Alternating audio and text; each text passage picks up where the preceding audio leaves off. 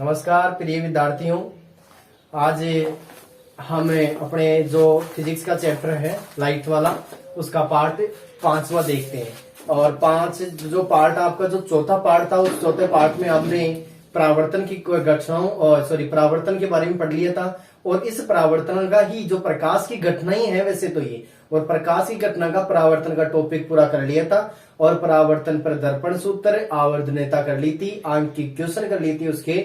और भी अगर कोई क्वेश्चन रह गए तो बाद में हम लास्ट वीडियो में यानी जो कंप्लीट सिलेबस होगा उसके पश्चात कराएंगे। और बिल्कुल भी टेंशन करने की जरूरत नहीं, मैं आपको इसी चैनल पर मेरे पूरे वीडियो में डालूंगा, पूरा सिलेबस करवाऊंगा आपको, प्रत्येक क्वेश्चन समेत करवाऊंगा आपको, तो दिक्कत कोई वाली बात नहीं।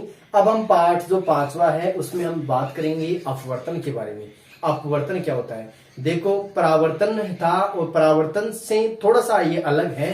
क्या है? देखो, अगला मेरा नेक्स्ट टॉपिक आ रहा है, बताओ अपवर्तन। सीधी सी बात है, देखो पहले हम समझते हैं उसके पश्चात। देखो अपवर्तन क्या होता है। अपवर्तन देखो, ये मेरे पास कोई क्या है, एक सरल रेखा है और इस सरल रेखा के इस तरफ तो क्या है ये बताओ, माध्यम फर्स्ट। ये तो क्या है मेरा माध्यम फर्स्ट है। और ये क्या है बताओ, माध्यम सेकंड। ये क्या है मेरा माध्यम सेकंड। आ गई बात समझ में? ये मेरे पास दो माध्यम है। अब उसी प्रकार से देखो, इस माध्यम पर कोई प्रकाश की किरण क्या हो रही है, आपतित हो रही है। ऐसे क्या आ रही है बताओ, कोई प्रकाश की किरण। तो आने वाली प्रकाश किरण को सेम उसमें भी हमने क्या कहा था, जो प्रकाश किरण आती है तो उसे बताओ कौन सी किरण कहा था, आपतित किरण। तो इसे क्या बोल देंगे आप, आपतित किरण।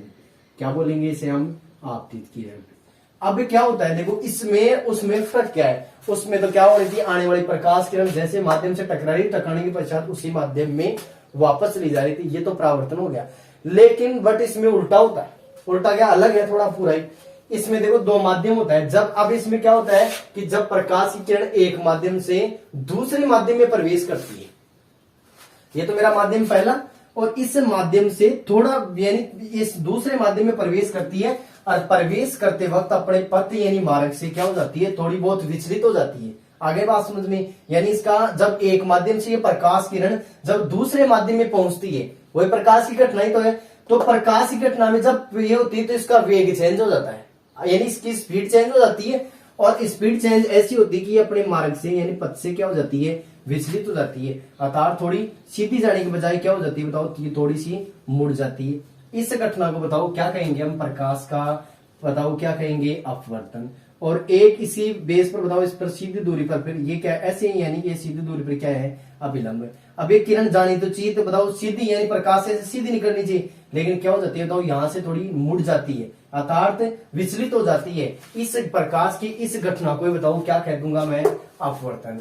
दोबारा से देखो, ये क्या, आपतित किरण। और ये बताओ क्या, अब ये कौन सी किरण आ जाती है, यहाँ पर इसको लिखते हैं अपवर्तित किरण। ये कौन सी किरण होती है, अपवर्तित किरण। अब इसमें फर्क क्या है, ये आपतित प्रकाश किरण है। अब आपतित प्रकाश किरण जैसे ही एक माध्यम से इस माध्यम से जब दूसरे माध्यम में प्रवेश करती है, ये पहला मेरा फर्स्ट माध्यम और ये मेरा दूसरा माध्यम, जब ये प्रकाश किरण एक माध्यम से जब दूसरे माध्यम में प्रवेश करती है तो अपने मार्ग अर्थात अपने पथ से विचलित हो जाती है, अर्थात इसकी स्पीड क्या हो जाती है, आगे पीछे हो जाती है, अर्थात ये अपनी गति से विचलित हो जाती है, मुड़ जाती है। इस घटना को बताओ क्या कह देंगे, प्रकाश का अपवर्तन कह देंगे। अब देखो, प्रकाश का अपवर्तन कहने के ये माध्यम है, माध्यम अलग अलग होते हैं। जैसे मान लो माध्यम बहुत सारे, निर्वात, हवा, पानी। निर्वात में माध्यम होता है, एक तो निर्वात हवा, और जैसे पानी, कांच, ऐसे ये क्या है बताओ जैसे हीरा, ये होते हैं। और एक ध्यान रखना, देखो ये माध्यम दे रखे, माध्यम के साथ देखो, माध्यम वैसे दो प्रकार से मुख्य थे। एक तो होता है देखो, फर्स्ट तो होता है विरल माध्यम। एक तो कौन सा होता है, विरल माध्यम। और एक होता है देखो सघन माध्यम। दूसरा कौन सा माध्यम, सघन माध्यम। अब ध्यान देने की बात यह है वे मेरे प्रिय विद्यार्थियों कि आपने ये पढ़ लिया कि माध्यम है। अब एक तो देखो यानी कि जो निर्वात होता है, वो निर्वात क्या होता है आपने सुना होगा, सबसे पहले निर्वात।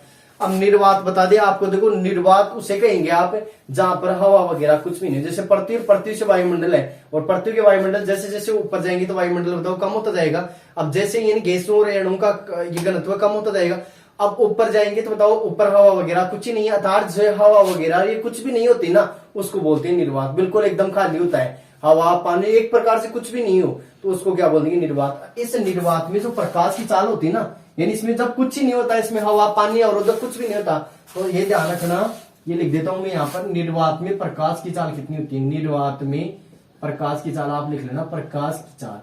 तो निर्वात में जो प्रकाश की चाल होती है वो कितनी होती है, 3 गुणा 10⁸ मीटर पर सेकेंड, यानी ये लगभग 30 लाख के लगभग होती है निर्वात में प्रकाश की चाल। इतनी सबसे ज्यादा निर्वात में होती है प्रकाश की चाल। फिर तो ये माध्यम आ जाते हैं। अब देखो इसके साथ निर्वात में ज्यादा होती है, एक होता है विरल माध्यम, एक होता है सघन माध्यम। अब विरल से सघन में देखो विरल माध्यम कौन कौन से होते हैं। विरल में जैसे मान लो हवा आ गई, हवा विरल माध्यम एक प्रकार से जो आपका वायुमंडल है, और सघन माध्यम में पानी। अब जैसे बताओ ये मैंने ये क्रम दे रखा है, इसके ऊपर बढ़ोगे ना तो ये विरल माध्यम का ही क्रम है। जैसे जैसे आप ऊपर चले जाएंगे तो विरल ही है, यानी ये विरल ऐसे है कि हीरा सघन माध्यम, तो ये कांच ज्यादा विरल है, यानी ये तो सघन ये विरल, फिर ये सघन विरल और ये निर्वात है। तो बताओ विरल माध्यम ऊपर ऊपर जाएंगे जैसे विरल माध्यम है तो ये इसके सापेक्ष विरल है या सघन है, आगे बात समझ में। और वैसे देखा जाए तो कांच और पानी तो क्या होते हैं, सघन माध्यम होते हैं, आपको बता रहा हवा विरल माध्यम होते हैं। तो ये इस प्रकार से मेरे 2 माध्यम होते हैं। ये तो आगे बताओ किसकी बात हो गई, माध्यम वाली बात हो गई। माध्यम वाली बात के साथ में देखो ध्यान दो, आपको हम 2 कंडीशन और अध्ययन करेंगे। आपने ये पढ़ी है कि निर्वात में प्रकाश की चाल कितनी होती है, मोस्ट क्वेश्चन है, निर्वात में प्रकाश की चाल होती है 3 गुणा 10⁸ मीटर पर सेकेंड। इसके साथ देखो ध्यान देने की बात यह है, जब कोई प्रकाश किरण विरल माध्यम से, अब आपको मालूम हो गया विरल माध्यम, जब कोई प्रकाश किरण विरल माध्यम से सघन माध्यम में प्रवेश करती है, विरल से किस में जाती है बताओ, सघन माध्यम में। विरल माध्यम से किस में जाती है, सघन माध्यम में जाती है या में प्रवेश करती है, तो क्या होता है बताओ, अभिलंब की ओर मुड़ जाती है। अभिलंब की ओर, ये बात समझेंगे, अभिलंब की ओर मुड़ जाती है, या लिख देता हूं, मुड़ जाती है। और देखो सघन, दूसरी कंडीशन एक और आती है कि जब कोई प्रकाश किरण सघन माध्यम, इसका उल्टा, ये तो विरल माध्यम से किसमें, सघन माध्यम। अब जब कोई प्रकाश किरण सघन माध्यम से किस में प्रवेश करती है बताओ, विरल माध्यम में। कौन से माध्यम में प्रवेश करती है, विरल माध्यम में प्रवेश करती है। तो बताओ क्या होता है, अभिलंब से दूर चली जाती है, यहां लिख दें, अभिलंब से दूर हट जाती है, अभिलंब से दूर हट जाती है। ध्यान देना, जब कोई प्रकाश किरण विरल माध्यम से सघन माध्यम में प्रवेश करती है तो अभिलंब की ओर झुक जाती है, और जब कोई प्रकाश किरण सघन माध्यम से विरल माध्यम में प्रवेश करती है तो बताओ क्या होता है। तो पहला काम है कि विरल से कोई सघन में प्रवेश करती है, आगे बात समझ में। तो देखो विरल माध्यम से जब कोई प्रकाश किरण सघन माध्यम, जैसे मान लो ये प्रकाश की, ये वो आपतित किरण और ये अभिलंब आपका, इससे आएगी कोई प्रकाश किरण, ऐसे है कि नहीं, तो ऐसे आएंगे। तो ये मेरा कौन सा माध्यम, विरल माध्यम, और ये मेरा कौन सा बताओ, सघन माध्यम। जब कोई प्रकाश किरण विरल से सघन में प्रवेश करती है तो ये अभिलंब तो इधर झुक जाती है, यानी अभिलंब की ओर झुक जाती है। और दूसरी कंडीशन में आपने पढ़ा कि जब कोई प्रकाश किरण, देखो क्या, जब कोई प्रकाश किरण, आपने पढ़ा कि जब कोई प्रकाश किरण क्या होती है कि सघन माध्यम, कौन सा माध्यम, सघन से किस में प्रवेश करती है, इसके जस्ट उल्टा विरल में प्रवेश करती है, तो क्या हो जाती है, यह विलंब से दूर हट जाती है। तो देखो यह विलंब से दूर हट रही है ना, तो ये बताओ ये घटना है, ये दोनों बातें बहुत इंपॉर्टेंट है, बहुत अच्छा काम में आएंगी कि जब कोई प्रकाश किरण विरल माध्यम से सघन माध्यम में प्रवेश करती है तो अब विलंब की ओर मुड़ जाती है, अर्थात ये विलंब की ओर मुड़ जाएगी, ये विलंब इसकी तरफ मुड़ जाती है। किस में प्रवेश करती है, विरल से सघन में। जब हम क्वेश्चन करेंगे इस पर आधारित घटनाएं करेंगे उसमें बहुत अच्छा काम में आएंगी। दूसरा कह रहा है जब कोई प्रकाश किरण सघन माध्यम से, बताओ किस में प्रवेश करती है, विरल माध्यम में प्रवेश करती है। तो जब कोई प्रकाश किरण सघन से विरल में प्रवेश करती है तो बताओ क्या होता है कि जब कोई प्रकाश किरण सघन माध्यम से विरल माध्यम में प्रवेश करती है तो अभिलंब से दूर हट जाती है, अर्थात अभिलंब से दूर चली जाती है।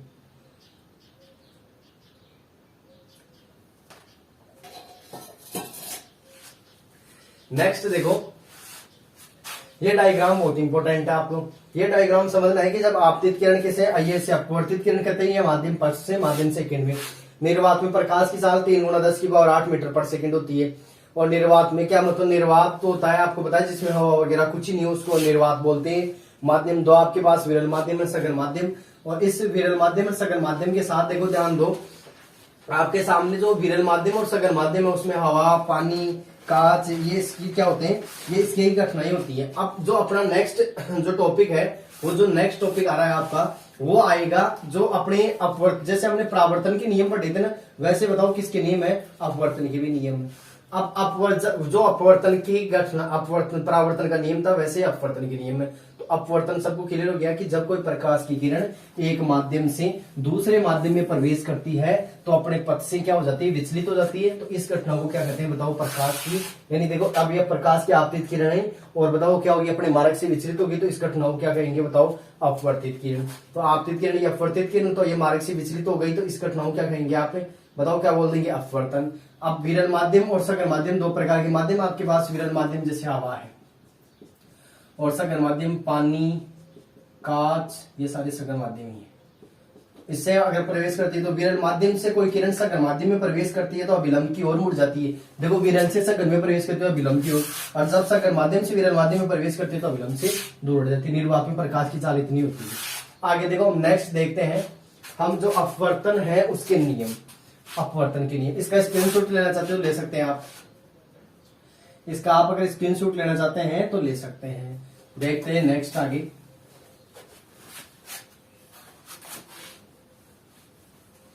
देखो ध्यान दो, नेक्स्ट सेम वही है, कहने का मतलब आपने जैसे परावर्तन के नियम पढ़ा तो एक नियम तो वैसे का वैसे ही है। परावर्तन का जो नियम था ना फर्स्ट आपका क्या था कि आपतित किरण, परावर्तित किरण व अभिलंब तीनों एक ही तल में स्थित होते हैं। सेम उसी का ही है, ऐसे मान के चलो। इसमें देखो अलग है, लेकिन इसमें अलग कैसे है देखो ध्यान दो। इसमें बताओ ये तो क्या है बताओ, आपतित किरण, आपतित किरण, ये आपतित किरण है और ये अपवर्तित किरण है, सही है। और ये क्या है बताओ, अभिलंब, ये क्या है, अभिलंब, ये अभिलंब है। अब ये अभिलंब है या आपतित किरण, ये अपवर्तित किरण, तो आप वही बोल सकते हैं माध्यम फर्स्ट। तो आप सीधी सी बात है बताओ, पहला तो आपका वही नियम रह जाएगा, यहां मेरी हेडिंग रहेगी अपवर्तन के नियम, अपवर्तन के नियम। और नियम नंबर जो पहला रहेगा वो आपका सेम उसकी तरह रहेगा, आप लिखेंगे आपतित किरण, किरण कोमा अपवर्तित किरण, अपवर्तित किरण। अब इसको क्या बोलेंगे बताओ, उसमें तो परावर्तित बोल रहे थे, इसमें अपवर्तित बोलेंगे, इसका अपवर्तन हो रहा है, अपवर्तन ही घटना है, तो ये कौन सी किरण आ गई, अब अपवर्तित किरण। तो अपवर्तित किरण, आपतित किरण, ये आपतित किरण कोमा अपवर्तित किरण, और तथा अभिलंब, तथा अभिलंब, अभिलंब तथा अभिलंब तीनों एक ही तल में, तीनों एक ही तल में, एक ही तल में, देखो तीनों का तल एक ही, तो तीनों एक ही तल में एक ही बिंदु पर स्थित, तीनों एक ही तल में एक ही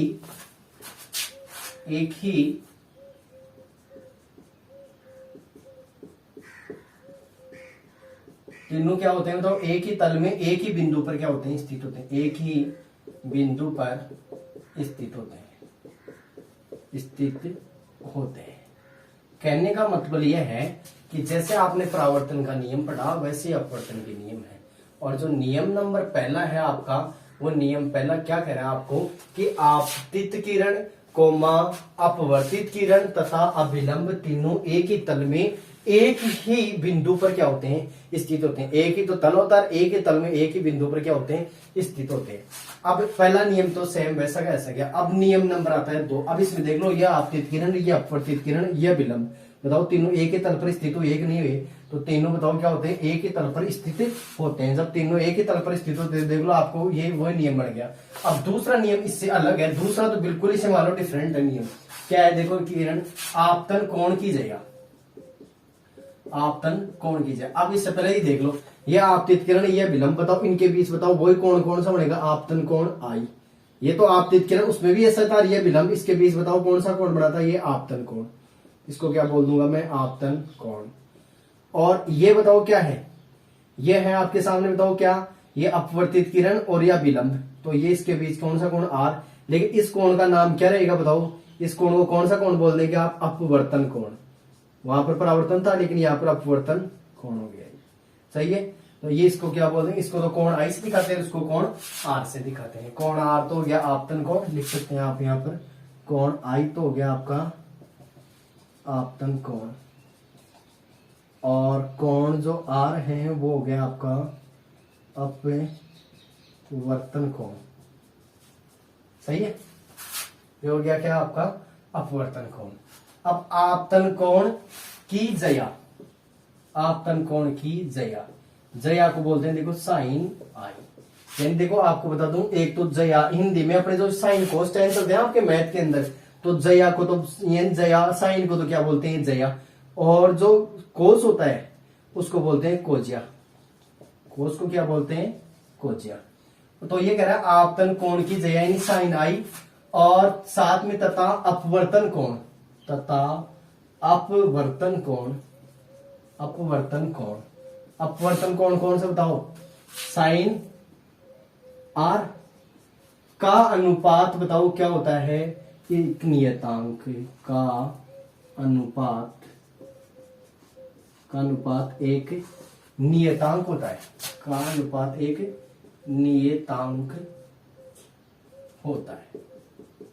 यानी आपतन कोण की जया, ये बिल्कुल अलग है उस नियम से, आपतन कोण की जया और यानी साइन आई तथा अपवर्तन कोण की जया, अपवर्तन कोण की जया, अपवर्तन कोण की जया, इसको कहते हैं हम साइन आर से, का अनुपात एक नियतांक होता है। इन दोनों का अनुपात क्या होता है, एक नियतांक होता है। अर्थात हम इसको क्या कह देंगे, देखो इसको बोल देंगे साइन, इसके साथ sine i upon sine r, अनुपात का मतलब बटा, का अनुपात एक क्या रहता है बताओ, नियतांक, क्या रहता है, एक नियतांक रहता है। ये है बताओ किसका नियम, नियम नंबर 2 है अपवर्तन का दूसरा नियम। देखो ध्यान दो, आपतन कोण की जया यानी ये कोण आई, उसमें तो क्या था, कोण आई बराबर कोण आर, अर्थात आपतन कोण परावर्तन कोण बराबर थे, लेकिन इसमें ऐसा नहीं है। इसमें आपतन कोण की जया यानी साइन आई तथा अपवर्तन कोण की जया साइन आर का जो अनुपात होता है वो क्या होता है बताओ, एक नियतांक या स्थिरांक होता है, इसे बोल देंगे आप नियतांक होता है। और इसे बताओ एक सुपर मोस्ट, ये कई बार पूछा जाता है 2 नंबर में, आप इसे लिखेंगे, आप इसे स्नेल का नियम भी कहते हैं, नीचे वाली लाइन से एरर लिखेंगे, इसे स्नेल का नियम भी कहते हैं, स्नेल का नियम बोलते हैं, वैसे इसे स्नेल का नियम भी कहते हैं, नियम भी कहते हैं। इसी को 21 को, यानी आप अगर आपकी क्वेश्चन आ जाए ना बोर्ड एग्जाम में, आपके बोर्ड में क्वेश्चन आ जाए कि स्नेल का नियम किसे कहेंगे, तो आप लिखेंगे आपतन कोण की जया साइन आई तथा अपवर्तन कोण की जया साइन आर का अनुपात एक नियतांक होता है, अर्थात sine i upon sine r क्या होता है, नियतांक, इसे ही क्या बोलते हैं, स्नेल का नियम। यानी ये जो दूसरा नियम है उसको स्नेल का नियम भी कहते हैं, अपवर्तन का दूसरा नियम है उसको क्या बोलेंगे बताओ, स्नेल का नियम भी। बिल्कुल भी आपको कोई समस्या नहीं है, देखो थ्योरेटिकल चैप्टर है, चाहे इसमें कैसी भी वो कंडीशन है, लेकिन आप मेरे साथ बने रहेंगे, अच्छी तरीके से आप वीडियो को देखेंगे और समझने का प्रयास करेंगे तो बहुत ही इजी टॉपिक है, बहुत अच्छी तरीके से डिफाइन किया हुआ टॉपिक है। तो बताओ उसी प्रकार से ये भी दोनों नियम हो गए आपके पास कंप्लीट है। वही बात, तीनों को पहला नियम तो दोबारा देगा, आपतित किरण, अपवर्तित किरण तथा विलंब तीनों एक ही तल में स्थित होते हैं, तीनों का तल एक ही है। दूसरी आपतन कोण की जया साइन आई तथा अपवर्तन कोण की जया साइन आर का जो अनुपात होता है, दोनों जो बट्टा में अनुपात है वो नियतांक होता है, इसे स्नेल का नियम कहते हैं। ये चलो ये टॉपिक हो गया। इसके पश्चात देखते हैं हम आगे नेक्स्ट कि एक होता है कि माध्यम 2 का माध्यम 1 के सापेक्ष अपवर्तनांक। अगला है कि कैसे अपवर्तनांक क्या होता है, देखो ये तो अपना ये टॉपिक तो हो ही गया। अब आगे देखो जो माध्यम, जैसे मेरे को कोई माध्यम दे दे, उस माध्यम 2 का 1 के सापेक्ष अपवर्तनांक कैसे निकालना है, तो ध्यान दो। देखो आगे है माध्यम 2 का माध्यम 1 के सापेक्ष अपवर्तनांक, माध्यम 2 का माध्यम 1 के सापेक्ष अपवर्तनांक को ये क्या कहेंगे बताओ, μ21, यानी अपवर्तनांक को देखो म्यू से रिप्रेजेंट करते हैं, तो इसे क्या बोल देंगे, μ21 कहते हैं। कहने का मतलब देखो ये क्या है, मैंने माध्यम 2 का, तो पहले वाला इसको पढ़ना आपको, माध्यम 2 का 1 के सापेक्ष म्यू का मतलब क्या हो गया, अपवर्तनांक। समझ में आया कि नहीं आया? ये देखो लाइन देखो, म्यू अपवर्तनांक को सबसे इंपॉर्टेंट बात, अपवर्तनांक बताओ कहां से रिप्रेजेंट करते हैं, म्यू से रिप्रेजेंट करते हैं। अपवर्तनांक कहां से रिप्रेजेंट करेंगे, म्यू से।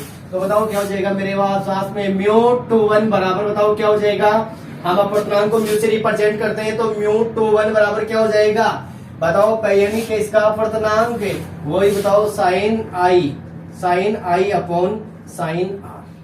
कहने का तात्पर्य क्या रहा, माध्यम 2 का माध्यम 1 के सापेक्ष अपवर्तनांक, ये माध्यम 2 है, इसका 1 के सापेक्ष अपवर्तनांक क्या कहलाएगा बताओ, sine i upon sine r. आगे देखो नेक्स्ट अगला आ रहा है निरपेक्ष अपवर्तनांक। कौन सा अपवर्तनांक, निरपेक्ष अपवर्तनांक किसे कहेंगे, निरपेक्ष अपवर्तनांक। ये क्या होता है निरपेक्ष अपवर्तनांक, देखो निरपेक्ष अपवर्तनांक किसे बोलेंगे हम, निरपेक्ष अपवर्तनांक यदि प्रकाश निर्वात से किसी माध्यम में प्रवेश करता है, यदि प्रकाश निर्वात से किसी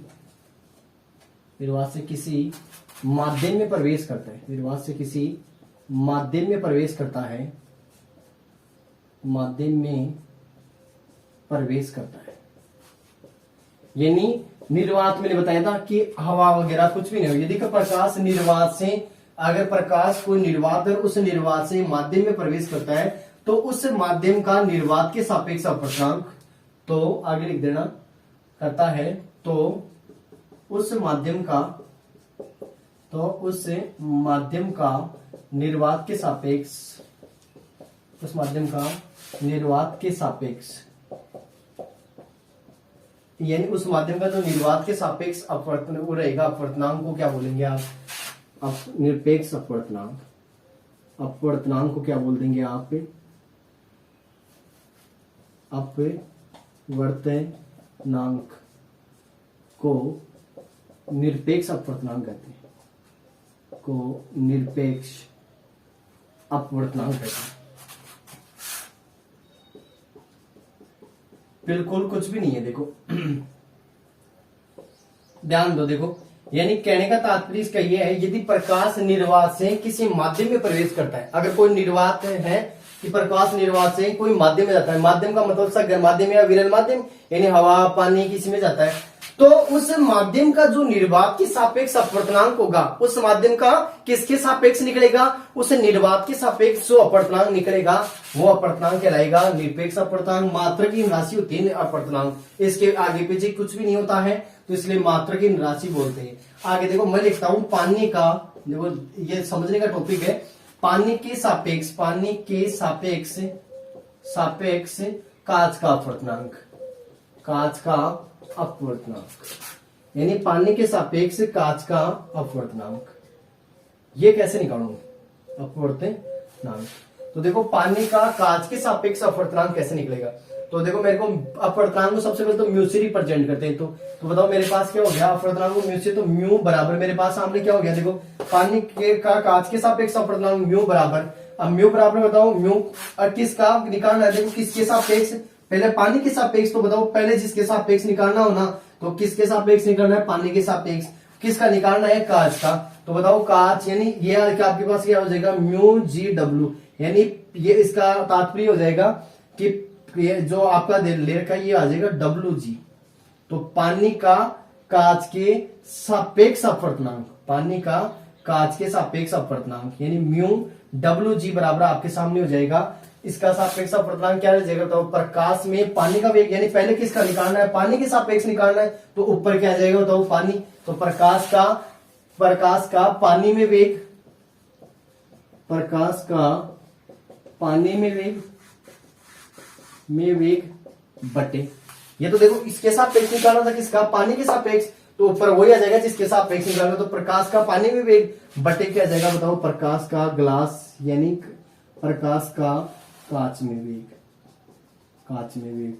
तो प्रकाश का पानी में वेग क्या हो जाएगा v, और वेग बताओ किसका है, निकालना है पानी का, तो बताओ पानी को किससे डब्ल्यू से, और ये क्या हो जाएगा ग्लास का vg, तो इसको क्या म्यू डब्ल्यू जी बराबर क्या हो जाएगा बताओ, वी डब्ल्यू जी। तो आपको वही बात बताओ, निकालना किसका किसके सापेक्ष है। जैसे मान लो माध्यम आपको पानी दे रखा है, तो पानी का निकालना है तो आप क्या लिख देंगे कि पानी के सापेक्ष कांच का अपवर्तनांक। तो यानी पानी के सापेक्ष कांच का अपवर्तनांक कैसे हो जाएगा, पानी को W से, W यानी पानी अपवर्तन नहीं है, पहले वही बात की कि वो पानी का जी के साथ यानी कांच के सापेक्ष अपवर्तनांक क्या हो जाएगा, पानी का प्रकाश में वेग यानी प्रकाश का पानी में वेग कितना हो जाएगा, V और W। मान लिया जिसका निकालना है जिसके सापेक्ष उसको ऊपर रख लिया और बाकी को इसको प्रकाश का कांच में वेग VG। तो ये बहुत इंपॉर्टेंट फॉर्मूला, ये काम में आएगा, ऐसे मान के चलो जब ये क्वेश्चन के अंदर भी काम में आएगा। तो बताओ इसका क्या हो जाएगा, प्रकाश का पानी में वेग VW और प्रकाश का कांच में वेग क्या हो जाएगा, VG। अब देखो अपवर्तनांक जिस प्रकार से, देखो अपवर्तनांक भी क्या करता है कि इसकी भी अलग अलग प्रकृति पर निर्भर करता है। प्रकाश की भी जैसे अलग अलग प्रकृति होती है, यानी जो सॉरी प्रकाश क्या अपवर्तनांक की। अब अपवर्तनांक किस किस पर निर्भर करता है, ये करता है देखो माध्यम की एक तो प्रकृति पर, यानी जो माध्यम कैसा है, पहले तो माध्यम की प्रकृति देखता है। पर माध्यम की प्रकृति का मतलब होता है कि जैसे को निर्वात में है, सघन माध्यम है, विरल माध्यम है, तो ये तो इसकी प्रकृति होगी। उसके बाद उसका घनत्व। अब घनत्व से थोड़ा सा समझ लेना, देखो घनत्व से मैं आपको समझा दूं। मेरे पास देखो घनत्व है, एक चीज घनत्व। अब घनत्व मेरे पास एक बताओ, एक छड़ है मेरे पास या कोई बॉक्स मान लो, कुछ भी लकड़ी का है, यानी जिसके कण आपको पता है पास पास होंगे, ज्यादा पास पास होंगे, उसका घनत्व अधिक। और एक मेरे पास है जो बॉक्स है वो लोहे का है। अब इन दोनों में देखता हूं, बताओ किसका घनत्व अधिक होगा। इस दोनों कंडीशन में देखते हैं किसका घनत्व अधिक होगा। अब बताओ लकड़ी के कण से ज्यादा पास पास, लोहे के कण ज्यादा पास पास होते हैं, तो बताओ ज्यादा घनत्व किसका हुआ, लोहे का क्या हुआ घनत्व ज्यादा, लकड़ी का घनत्व क्या हुआ कम। तो सबसे बड़ा घनत्व तो समझ में आ गया। तो ये कह रहा है कि जो ये माध्यम की प्रकृति, घनत्व है, प्रकाश के रंग, इन पर क्या करता है, ये अपवर्तनांक निर्भर करता है। यानी ये प्रकृति, या आपको क्वेश्चन पूछ ले 1 नंबर में कि जो अपवर्तनांक है वो किन पर निर्भर करता है, तो अपवर्तनांक किन पर निर्भर करता है, अपवर्तनांक करता है माध्यम की प्रकृति पर, कि माध्यम की प्रकृति कैसी है, और माध्यम की प्रकृति के बाद उसका घनत्व है, और फिर उसके प्रकाश का यानी रंग मान लो या तरंगदैर्ध्य या प्रकाश का रंग। जैसे कि प्रकाश का आपने हम पढ़ेंगे सप्तवर्णन के माध्यम से बैंगनी रंग का अपवर्तनांक सबसे अधिक होता है, और बाकी लाल रंग का जो अपवर्तनांक वो सबसे कम होता है। तो इस बेस पर इन पर क्या होता है, इसकी प्रकृति पर ये क्या करता है निर्भर। तो इस चीज को भी हम लिखेंगे कि अपवर्तनांक किन किन पर निर्भर करता है। देखो सबसे पहले देखो अपवर्तनांक लिखते हैं कि अपवर्तनांक है वो माध्यम की प्रकृति पर। देखो अपवर्तनांक माध्यम की प्रकृति, माध्यम की प्रकृति की सघन माध्यम, विरल माध्यम कैसा है ना, तो माध्यम की प्रकृति कोमा घनत्व व माध्यम की प्रकृति व घनत्व तथा प्रकाश के रंग यानी तरंगदैर्ध्य, प्रकाश के रंग कोष्टक में तरंगदैर्ध्य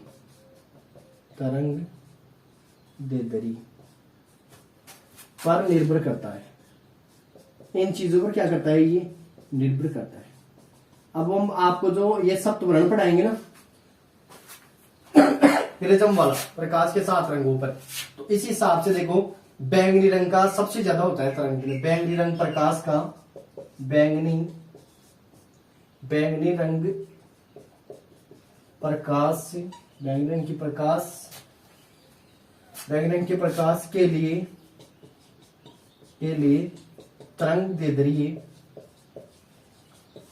तरंगदैर्ध्य बताओ क्या होती है। बैंगनी रंग के प्रकाश की तरंगदैर्ध्य या बैंगनी रंग के अपवर्तनांक क्या होगा, आप डायरेक्ट लिख सकते हैं बैंगनी रंग के रंग के प्रकाश के लिए अपवर्तनांक क्या होता है सबसे अधिक, के लिए अपवर्तनांक सबसे अधिक होता है। इसका जस्ट उल्टा, गौर वाला सिस्टम पढ़ेंगे, अधिक होता है। इससे जस्ट उल्टा होता है कि बैनिया से प्रिज्म ऐसा दिया जाता है आपको, जैसे ये प्रिज्म है और इस प्रिज्म से 7 रंग निकालेंगे, वो गौर बोलते हैं VIBGYOR। बेनिया है पिनाला, वो आपने पढ़ा होगा, ऐसा कुछ क्रम है इसका। तो बैंगनी रंग का वोइलेट होता है बैंगनी, तो बैंगनी रंग का सबसे अधिक और क्या होगा अपवर्तनांक, और जो लाल रंग होगा उसका अपवर्तनांक सबसे कम होता है। नीचे लिख लेना लाल रंग प्रकाश के लिए, लाल रंग के प्रकाश के लिए या लाल रंग के जो भी लाल रंग के प्रकाश के लिए अपवर्तनांक सबसे कम होता है, अपवर्तनांक सबसे कम होता है। कहने का तात्पर्य इसका यही है कि बैंगनी रंग के प्रकाश के लिए अपर्तनांक क्या रहेगा, सबसे अधिक। बैंगनी रंग का प्रकाश सबसे अधिक प्रकाश होगा, तो बैंगनी रंग के प्रकाश के लिए अपर्तनांक क्या रहेगा, सबसे अधिक रहेगा। और जो लाल रंग के प्रकाश के लिए अपर्तनांक रहेगा वो क्या रहेगा बताओ, सबसे कम रहेगा। कहने का तात्पर्य है कि इसकी जो अपर्तनांक है उसके माध्यम की प्रकृति क्या होती है, प्रकृति घनत्व और प्रकाश के रंग पर निर्भर करती है। अब जो जिसका अपर्तनांक सबसे अधिक होगा, सही है, तो बैंगनी रंग का इसमें क्या है कि सबसे अधिक प्रकाश किसका होगा, अपर्तनांक भी अधिक किसका रहेगा, बैंगनी रंग के अपर्तनांक का सबसे अधिक होता है। बैंगनी रंग का प्रकाश का अपर्तनांक सबसे अधिक होगा और सबसे कम अपर्तनांक किसका रहेगा, लाल रंग का अपर्तनांक सबसे कम होता है और जो वॉयलेट बैंगनी होता है उसका अपर्तनांक अधिक होता है। ये हो गया अपर्तनांक वाला। अब देखते हैं हम अपवर्तन की कुछ घटनाएं। तो इसका स्क्रीनशॉट लेना चाहते हैं ले सकते हैं आप, और आराम से समझने वाला टॉपिक है। वही बात माध्यम 2 का माध्यम 1 के सापेक्ष अपर्तनांक म्यू1 से दिखाते हैं, तो म्यू1 बराबर sine i upon sine r. इस तरह निरपेक्ष अपर्तनांक, यदि प्रकाश निर्वात में किसी माध्यम में प्रवेश करता है तो उस माध्यम के निर्वात के सापेक्ष जो अपर्तनांक होता है उसको क्या कहेंगे आप, निरपेक्ष अपर्तनांक कहेंगे। और फिर जो इसको पानी के सापेक्ष कांच का अपर्तनांक कहेंगे, तो म्यू डब्ल्यू जी बराबर प्रकाश का पानी में वेग और प्रकाश का किस में वेग, इसका प्रकाश का कांच में वेग। आगे बात समझ में। अब प्रकाश की कुछ घटनाएं हैं उसके बारे में वो देख लेते हैं, कुछ एक आध घटनाएं। स्क्रीनशॉट लो जल्दी से, इसका स्क्रीनशॉट ले लो भाई इसका जल्दी से।